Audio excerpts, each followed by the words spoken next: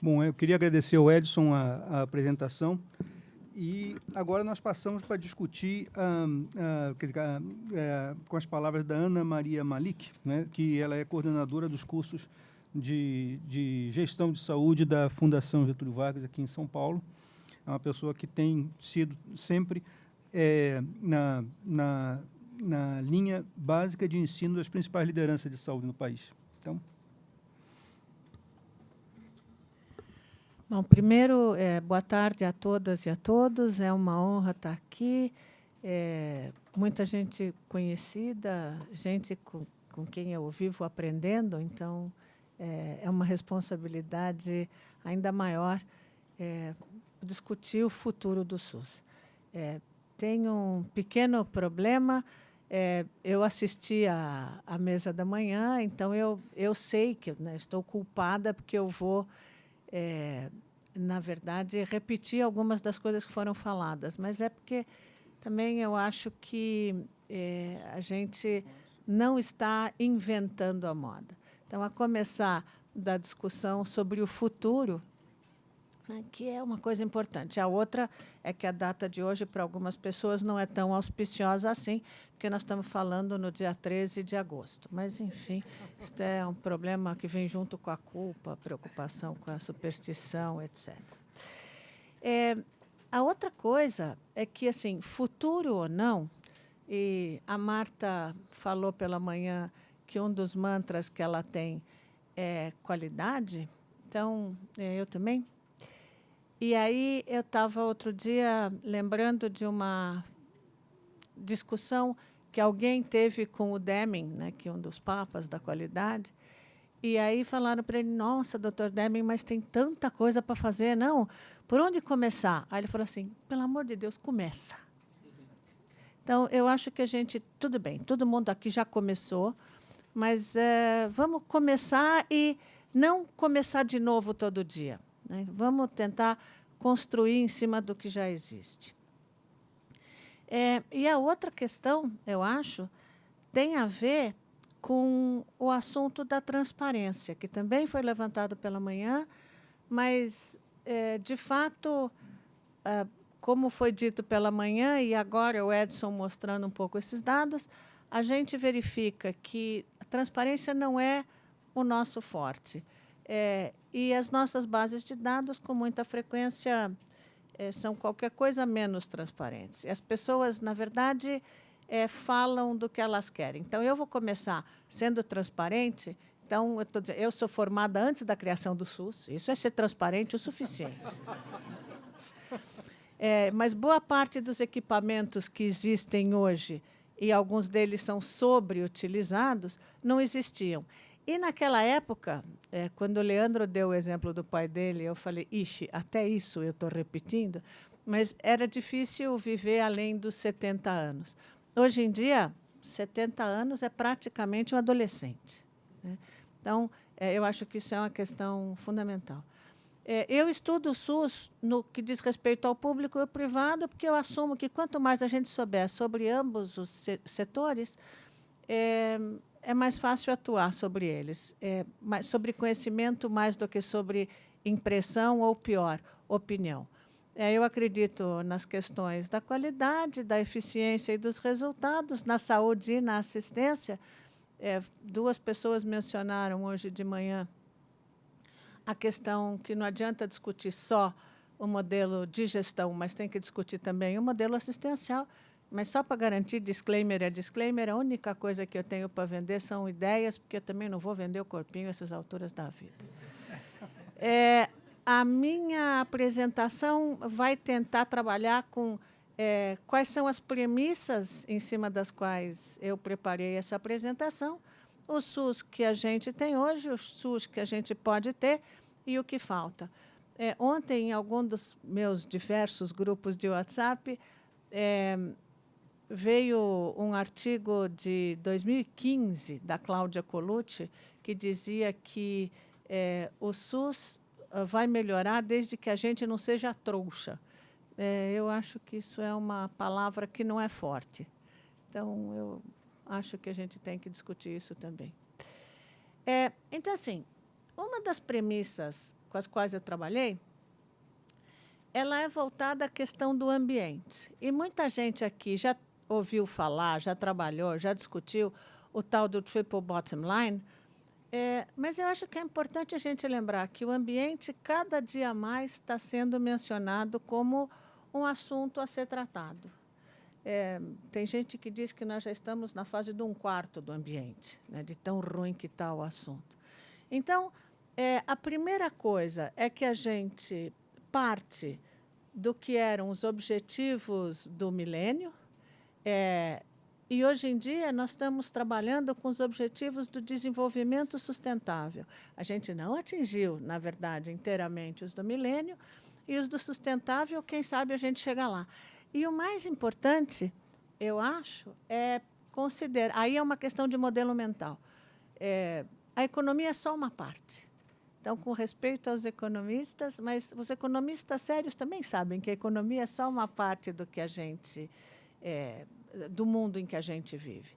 Então, tudo bem, a gente tem que atender as pessoas, ao planeta e às organizações, mas a gente tem que pensar que a economia está dentro de uma sociedade, a sociedade está dentro da biosfera, e a gente tem que ter um mundo sustentável e parar de consumir cada vez mais e melhor. Quer dizer, uma das premissas da economia da saúde, da avaliação de tecnologia em saúde, seja do que for, é que existem desejos ilimitados para recursos absolutamente ilimitados. Não só em saúde, mas como um todo. Então, a gente tem que tomar muito cuidado com o que a gente acha que deve consumir, porque a gente pode estar gerando um risco para nós mesmos e para o ambiente como um todo. As outras premissas, a Marta mencionou, de alguma maneira, nós estamos falando das doenças do século XXI, mas nós estamos falando de serviços do século XX. Então, se a gente olha para o Vigitel, que foi divulgado 15 dias atrás, que é o Vigitel de 2018, a gente vai ver que, nos últimos 13 anos, o Brasil atingiu a maior prevalência de obesidade. Isso não é uma honra, embora tenha gente que fique feliz porque o povo está comendo, mas precisa ver o que as pessoas estão comendo. Então, por exemplo, o Sérgio mencionou, quando ele nos convidou para o almoço, ele falou assim, e é super saudável. É mais ou menos, né? Uma moussezinha de chocolate básica ali, mas era chocolate amargo. Então, não se... Mas tudo bem. Eu só acho que é importante a gente perceber que este é o mundo em que a gente está hoje em dia. Então, vamos pensar que as doenças de hoje não são as doenças do milênio passado ou do século XX, porque são outras as necessidades da população. As outras premissas da assistência, eu não preciso me estender, todo mundo que está aqui conhece, por um lado, o Triple Aim, por outro lado, o assunto da saúde da população, que hoje em dia se torna cada vez mais um assunto trabalhado. Tem gente que diz que saúde da população está sendo assumida por empresas porque é uma falha de Estado, mas não é bem assim. Quer dizer, saúde da população, na verdade, é mais um daqueles rótulos novos que se dá para uma coisa que deveria ser discutida há mais tempo. Porque tem que engajar as pessoas, estratificar os riscos, estratificar as necessidades, etc. Só que tem uma coisa na qual as pessoas não pensam, que é a seguinte, não dá para pensar, aqui eu não estou falando pelo Ministério da Saúde, então eu não estou falando em 210 milhões de brasileiros ao mesmo tempo. Eu estou falando de tamanhos de população, ou de populações com riscos identificáveis, que é um jeito que dá para trabalhar. 210 milhões de brasileiros é uma coisa enorme. Então, se a gente consegue regionalizar, ou municipalizar, ou consorciar, fica mais fácil trabalhar. Na gestão, tem gente que diz que a gente ainda está no século XIX na área da saúde, mas, pelo menos, eu queria discutir 3 assuntos que também estão na moda, estão sendo mencionados, e, hoje em dia, o povo está confundindo qualquer coisa com qualquer coisa. Então, cadeia de valor é você perceber o que faz parte do sistema. Valor, hoje em dia, também virou qualquer coisa. O César, que me desculpe, mas o povo está falando, está atribuindo o termo valor a tudo. E o último quadrinho mais colorido é a discussão do Lean, que é uma discussão que, na verdade, aumenta a eficiência, mas não necessariamente envolvendo todo mundo, tem resultados ótimos, só que, de vez em quando, leva a alguns estresse meio complicados. O diagnóstico do SUS de hoje é muito conhecido. E a primeira coisa é que o SUS é desconhecido. Então, quando o Edson mostra aqueles resultados da pesquisa do Ibope, ele mesmo diz que tem gente que até confia no SUS, mas não sabe bem se quer ser atendido por ele. Enfim, a gente tem uma percepção de assistência, a gente esquece de todo o resto, de todo o que não... Desculpa, resto não. De tudo que não é assistência que o SUS faz, né? Ele é pautado por uma mídia, ou pela imprensa escrita, ou pela imprensa, enfim, falada, imaginada. E o SUS tem pouca atuação nas redes sociais, que, na verdade, como a gente está no século XXI, tem que entrar nessas redes sociais com mais eficácia. Quer dizer, a gente tem muito menos seguidores do que alguns jogadores de futebol, por exemplo. Então, acho que precisa fazer o SUS mais conhecido. Ele é fragmentado no modelo assistencial e na relação público-privado, quer dizer, é uma coisa que funciona em paralelo, e paralelo acaba gerando duplicações, porque se um não sabe o que o outro está fazendo, acaba ficando complicado. Privilegiador da assistência médica hospitalar em detrimento da assistência em rede, quer dizer, se as pessoas reclamam de só chegar no hospital ou no médico em função de alguma outra porta de entrada, isso significa que esqueceram de avisar que assim é bom. Privilegiador da assistência a pacientes agudos em detrimento do cuidado continuado. E cuidado continuado é pensar que assim, começa na casa e volta para casa. Então, o continuado significa não é só hospital, não é só a unidade básica de saúde e não é só o cuidado paliativo, é o tudo. Centrado em procedimentos, que é da onde vem a remuneração, e contando com recursos humanos menos qualificados do que deveriam, menos estimulados do que deveriam e menos engajados do que deveriam, o que tem a ver um pouco com os assuntos do Lean.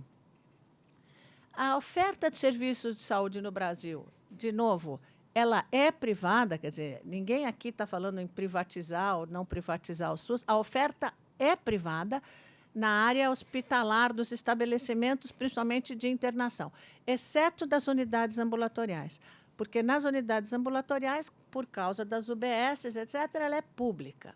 Agora, a gente tem que pensar que, desde sempre, a rede é privada. E é heterogênea. Então, o Edson mostrou a distribuição dos hospitais por região no Brasil é bastante diferente, e a distribuição dos leitos hospitalares por região é mais diferente ainda.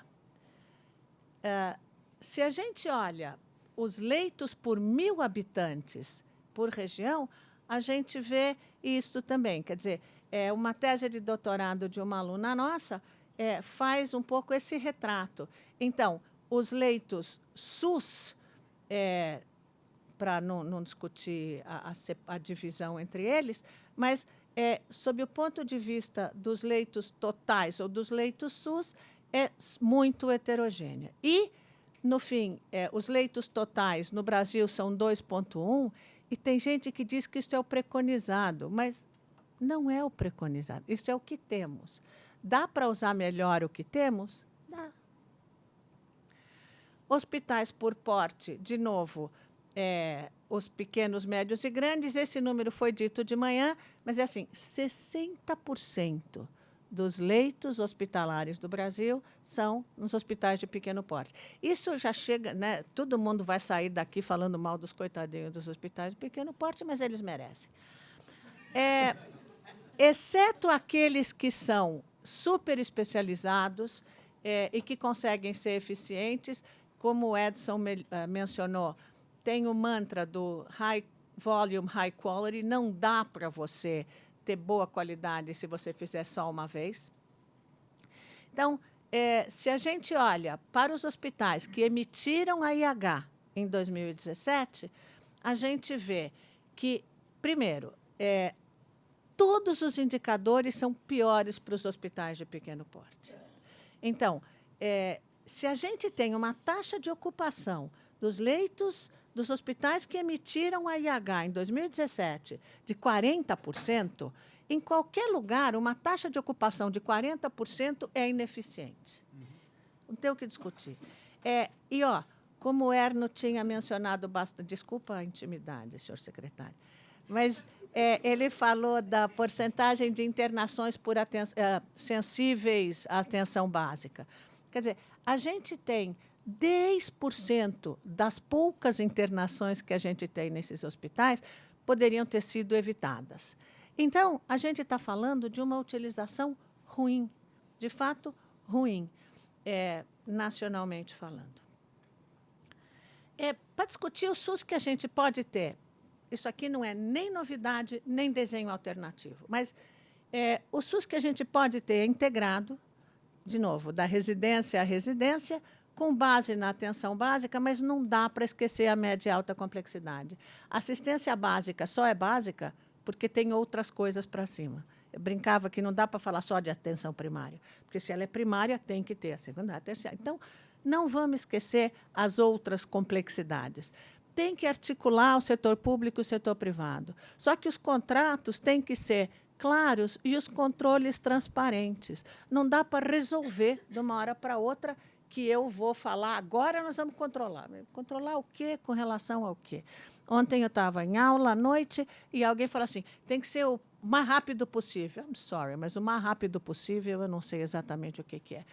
Articulando as instâncias intergovernamentais e subregionais. Nós estamos falando de governança do sistema. O nosso sistema tem município, estado, sub-região, supra-região e federal, não necessariamente, quer dizer, um não manda no outro, e os mecanismos de comunicação dessa governança são ruins. Quer dizer, o Eugênio fala isso, o Eugênio Vilaça Mendes fala isso faz muito tempo, tem que ter governança. E não tem por que não ter governança. Não tem porque a gente não quer. Utiliza o conhecimento referente às evidências, sem inventar, mas existem protocolos.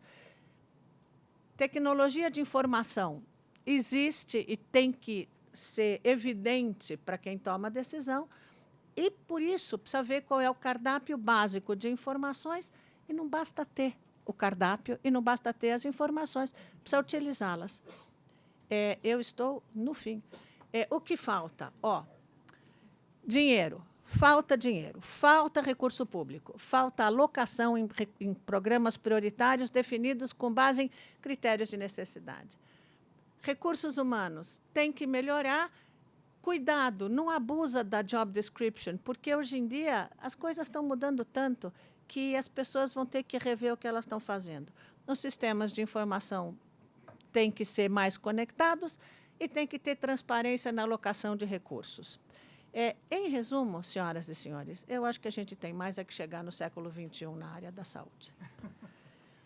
Só para continuar discutindo, vai ter um evento lá na GV, no dia 19 de setembro, como chegamos ao SUS de hoje. Então, com o Fernando Cupertino, do CONAS, e o Mário Scheffer, da Medicina USP. Obrigada.